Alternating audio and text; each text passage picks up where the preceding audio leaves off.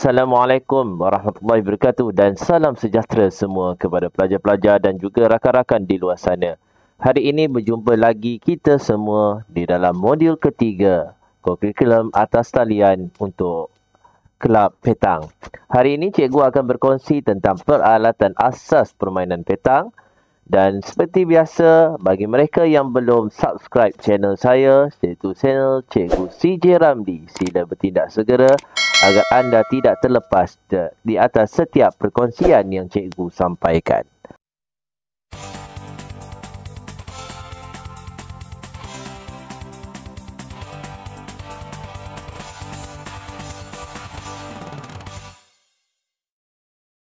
Okey, jom kita sama-sama saksikan apakah isi perkongsian kita pada hari ini. Okey, pertama kita harus berkenalan dengan sukan petang itu sendiri. Okey, secara asasnya permainan petang ini adalah permainan yang mudah untuk dipelajari dan dimainkan. Ini bermaksud sesiapa sahaja boleh mempelajari dan boleh bermain dalam permainan petang ini. Selain daripada itu, permainan petang ini juga melibatkan kos yang sangat murah, iaitu hanya kita perlu memiliki bola ataupun balls dan jet sahaja untuk permainan petang. Di pasaran, kebiasaannya bola petang dijual pada harga tertentu berdasarkan brand ataupun jenis syarikat yang mengeluarkan bola tersebut. Boleh dimainkan di semua permukaan kecuali permukaan simen dan tar. Banyak bersamaan dengan permainan bowling padang ataupun lawn ball. Tetapi buat pengetahuan semua, permainan lawn ball ataupun bowling padang hanyalah perlu dimainkan di kawasan gelanggang khas. Petang boleh dimainkan di permukaan gelanggang seperti tanah, pasir dan rumput. Sebagaimana yang cikgu nyatakan awal tadi, peralatan permainan petang sangat sedikit, iaitu bola besi ataupun balls, bola kayu yang kita kenalinya dengan nama jack.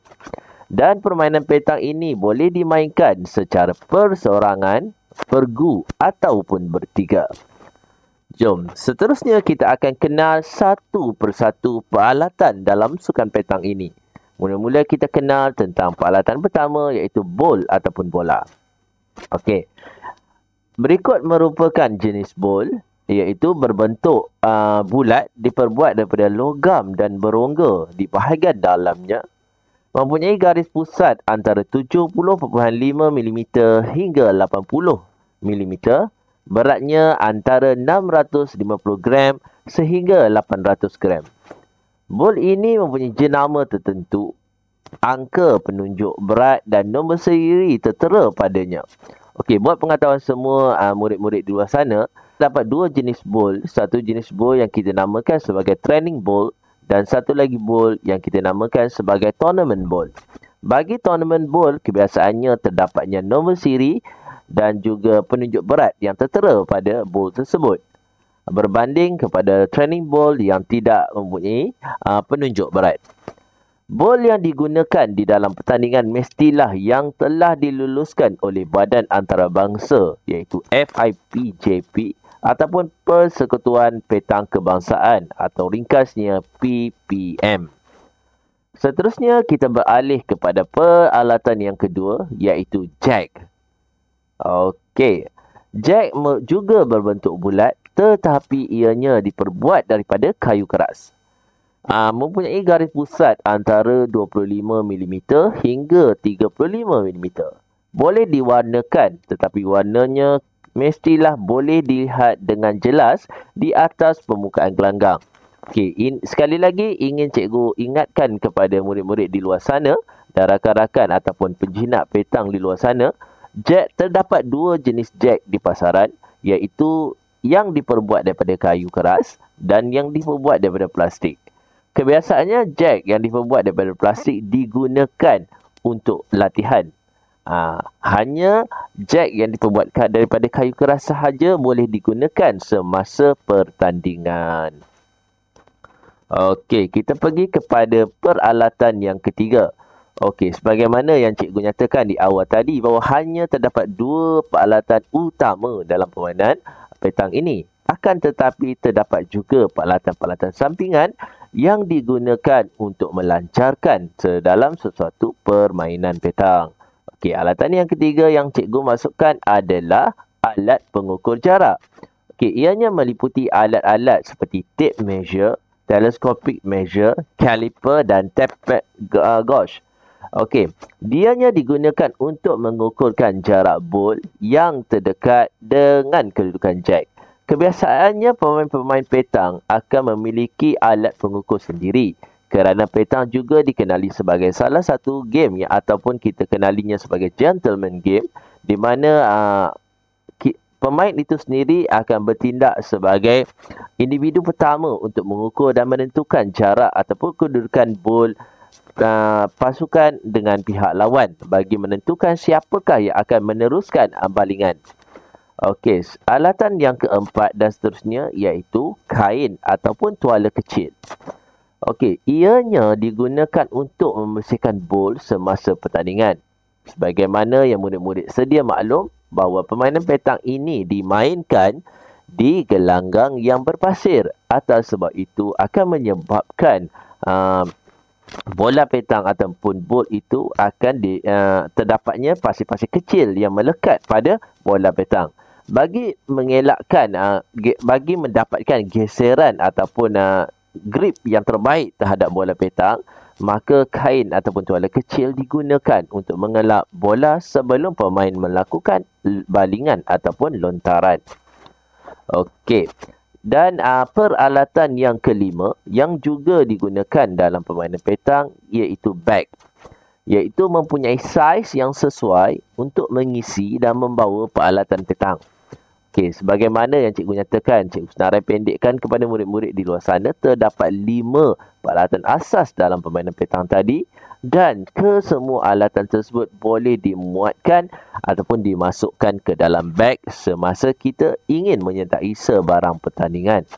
Kita dapat pelbagai variant bag dan anda boleh menggunakan semua jenis bag bagi memudahkan anda membawa peralatan petang dan mengelakkan anda tertinggal peralatan petang semasa pertandingan. Anda tetapkan satu beg khas yang mana anda menggunakan beg tersebut untuk mengisi semua peralatan petang.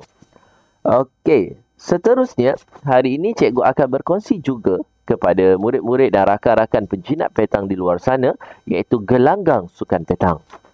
Okey, secara asasnya macam mana yang sebagaimana cikgu nyatakan sebentar tadi, bahawa gelanggang petang hanya tidak dimainkan di permukaan yang simen dan juga tar. Okey, berikut merupakan antara contoh-contoh gelanggang petang yang terdapat di seluruh Malaysia dan juga di dunia.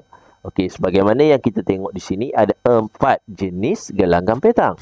Okey, adakah gelanggang petang itu mempunyai ukuran ataupun ukuran tertentu ataupun ukuran khas? Okey, di sini cikgu akan jelaskan dengan secara terperinci tentang gelanggang petang. Alright, jom kita teruskan. Okey, secara asasnya gelanggang petang terdapatnya 3 lapisan. Iaitu lapisan paling atas kebiasaannya menggunakan kuaridas yang mana saiznya adalah lebih kurang 2 inci. Dan lapisan yang kedua kita menggunakan batu 3/4. Dan lapisan paling bawah kita menggunakan batu kasaran. Kenapa kita menggunakan 3 lapisan ini? 3 lapisan ini adalah untuk bertujuan untuk mendapatkan gelanggang yang stabil dan juga permukaan gelanggang yang rata dan aliran air dapat mengalir dengan baik. Okey, kita tengok. Okey, ini adalah kuaridas. Ini kuaridas juga dikenali sebagai habuk batu yang biasanya kita boleh dapati di kawasan kuari. Okey, ini pula merupakan batu 3/4 dan ini pula adalah batu kasaran.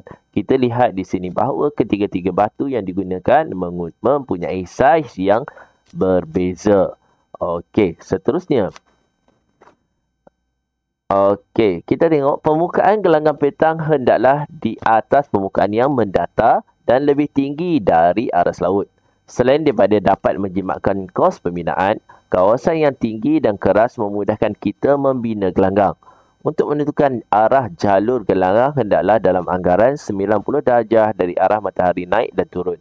Okey, kita tengok sebagaimana yang cikgu nyatakan sebagai tadi sebentar tadi bahawa terdapat 3 lapisan gelanggang, 3 lapisan batu yang digunakan untuk membuat gelanggang petang. Okey, seterusnya. Di sini cikgu ingin tunjukkan kepada murid-murid dan rakan di luar sana tentang gelanggang tunggal ataupun hanya satu gelanggang. Okey. Okey, ini adalah contoh gelanggang petang iaitu yang mempunyai ukurannya antara 17.6 meter lebar dan juga 6 hingga 6.6 meter tinggi. Dan sebenarnya untuk gelanggang petang yang maksimum kita hanya memerlukan 15 meter lebar dan 4 meter tinggi. So, ini ada gelanggang petang yang tunggal boleh dibuatkan, boleh dibina di mana-mana kawasan yang terbuka yang terdapat di sekolah masing-masing. Bagi sekolah yang mempunyai ruang yang sempit ataupun bajet ataupun peruntukan yang kecil, boleh menggunakan gelanggang tunggal yang mana menggunakan ukuran yang cikgu nyatakan ini. Dan satu lagi, kebiasaannya gelanggang petang juga dibina tembok. Tembok tersebut adalah bertujuan agar batu yang kita letak di gelanggang tersebut tidak keluar ataupun tidak hilang. Dan ianya juga bertujuan untuk menampan bola apabila dimainkan. Okey, seterusnya adalah gelanggang yang lebih daripada tunggal ataupun kita namakannya sebagai gelanggang berkembar. Okey, biasanya bilangan gelanggang berkembar paling sesuai adalah gandaan 4 seperti 4, 8, 16, 32, 64 gelanggang. Dan seterusnya kita boleh rujuk kepada rajah 4 di sebelah. Kesesuaiannya adalah berdasarkan perkara-perkara berikut. Biasanya gelanggang yang berkembar ini sesuai dengan sistem pertandingan yang digunakan. Okey, sistem apa hendak digunakan? Jadi dekat sini kita memerlukan bilangan gelanggang yang mencukupi bagi menjalankan pertandingan sistem pertandingan yang akan kita gunakan dalam sesuatu pertandingan petang. Bilangan yang mencukupi dengan lampu limpah dengan ketinggian antara 30 kaki dapat menerangkan keseluruhan kawasan mengikut pandangan biasa. Okey, ini adalah bergantung kepada mereka yang mana ingin menjadikan gelanggang tersebut sebagai tempat ataupun latihan yang akan dijalankan di waktu malam. Yang mana kita memerlukan pencahayaan yang cukup membolehkan kita bermain petang di waktu malam. Dan ianya mestilah menepati peraturan dan keluasan minima gelanggang sebagaimana yang cikgu nyatakan sebentar tadi, iaitu panjangnya adalah 16 meter dan lebarnya adalah 4 meter. Dan gelanggang petang berkembar ini amat menjimatkan. Okey, sekian sahaja perkongsian cikgu pada kali ini tentang peralatan permainan petang dan juga sebersedikit tentang gelanggang petang. Diharap perkongsian ini dapat membantu menjelaskan kepada penjinak petang dan murid-murid cikgu dan murid-murid semua di luar sana tentang peralatan-peralatan yang digunakan dalam permainan petang. Dan jangan lupa subscribe channel cikgu iaitu CJ Ramdi. Subscribe, share and like. Sehingga berjumpa lagi dalam perkongsian yang seterusnya. Bye. Everything changes.